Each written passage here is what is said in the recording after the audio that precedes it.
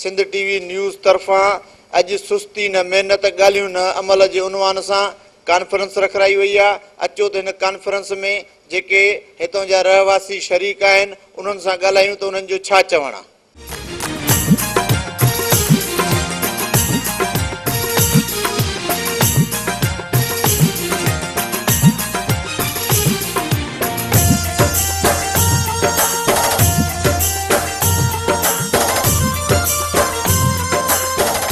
साईं, सभ खां पहिरियों त असां सिंध टीवी जे सराणा डॉक्टर अब्दुल करीम खे जस्ता ॾियूं जंहिं हिकिड़े अहिड़ी टॉपिक ते त सुस्ती न महिनत ऐं ॻाल्हियूं न अमल, इहो तमामु हिकिड़ो ज़बरदस्त टॉपिक आहे। ऐं सिंधी क़ौम तारीख़ी तौर ते बि हिकिड़ी बाअमल क़ौम रही आहे, बहादुर क़ौम रही आहे ऐं अहिड़े क़िस्म जो जेको टॉपिक आहे उन ते जेकॾहिं असां वेही ॻाल्हाईंदासीं त उन जे लाइ तमामु घणो वक़्तु खपे।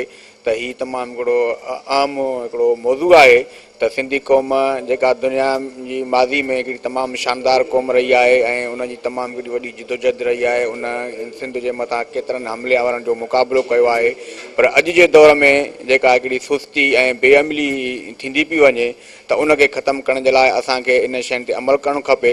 त असांखे सुस्ती न पर अमल करणु घुरिजे। ॻाल्हियुनि जे बजाए असांखे जेको आहे पंहिंजी महिनत करणु खपे, तॾहिं असां सिंध खे हिन जेके मुसीबतूं आहिनि, जेके मसइला आहिनि, उन्हनि मां असां छुटकारो ॾियाराए सघूं था। अॼु हिन वक़्तु जेकॾहिं असां ॾिसूं त सिंध जे मथां केतिरा ई हमला थी रहिया आहिनि। जेके धारिया माण्हू आहिनि, दहशतगर्द आहिनि, उहे सिंध जे मथां हावी थींदा पिया वञनि। मज़हबी इंतिहा पसंदी सिंध खे पंहिंजे घेरे में आणे छॾियो आहे। त इन सभिनी शयुनि जो मुक़ाबिलो करण जे लाइ असांखे सिंध टीवी जे हिन नारे ते अमल करणो पवंदो त सुस्ती न अमल हुजे ऐं ॻाल्हियूं न, असांखे पंहिंजी जिदोजहद करणु घुरिजे। सुस्ती न महिनत, ॻाल्हियूं न अमल जे उनवान सां ही असांखे सभिनी सिंधियुनि खे गॾु करण जो हिकु मौक़ो ॾिनो ऐं असांखे ईद खां वधीक 3 डिसंबर ते ख़ुशी आहे जो असां हिन डॉक्टर अब्दुल करीम जे सॾ ते रैली में शरीक थींदासीं। असां इंशाअल्लाह ताला जेको बि हुन उनवान ॾिनो आहे, असां ग़रीब आवाम ऐं सॼे सिंध जा माण्हू असां इन सां मुतफ़िक़ कयूं ऐं इंशाअल्लाह उहो ॾींहुं परे न आहे जो सिंध न्यूज़ जे उनवान सां सुस्ती न महिनत, ॻाल्हियूं न अमल, अहिड़े लिहाज़ सां असां ग़रीब आवाम उन ते अमल करे सभु उथी बीहंदासीं, पंहिंजे सिंध माउ जी हिफ़ाज़त कंदासीं, सिंध खे ख़ुशहाल बणाईंदासीं। उहो ॾींहुं परे न आहे।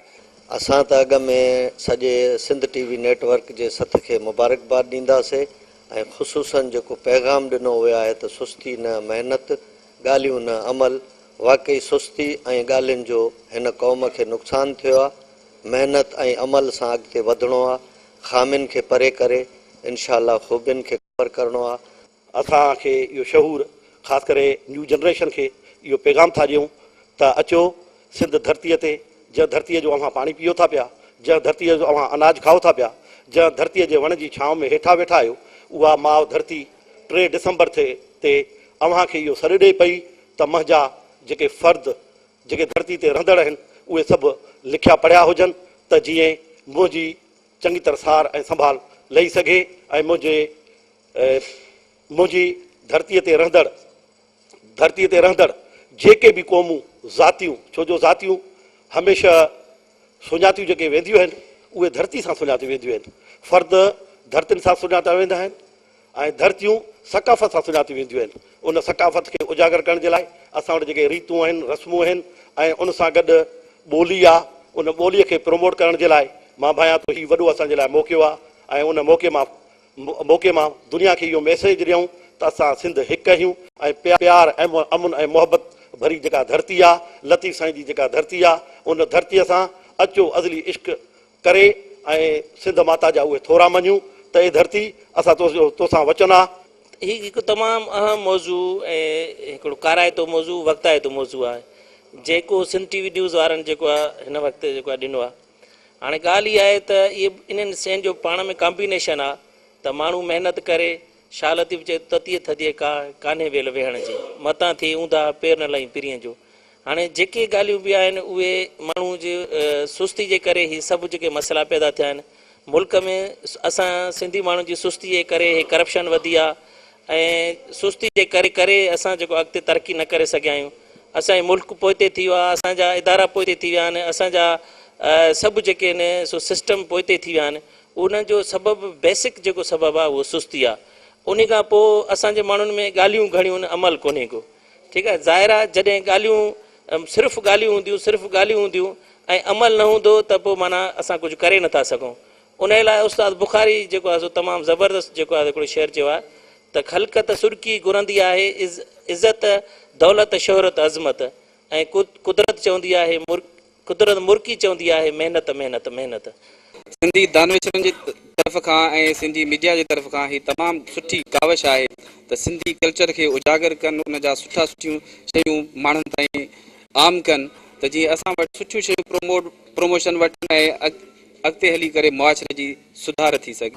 हीअ जेके तक़रीबूं असां मुनक़िद कयूं था हर शहर में ऐं हर हंधि, उनजो मक़सदु इहो ई आहे। अॻे साल बि असां हिते गॾु थिया हुआसीं, त मक़सदु इहो आहे त जेका हीअ असां सकाफ़त जे हवाले सां पंहिंजे कल्चर जे हवाले सां जागरूकता पैदा पिया कयूं, त माण्हुनि खे अञा वधीक सुजाग करे सघिजे।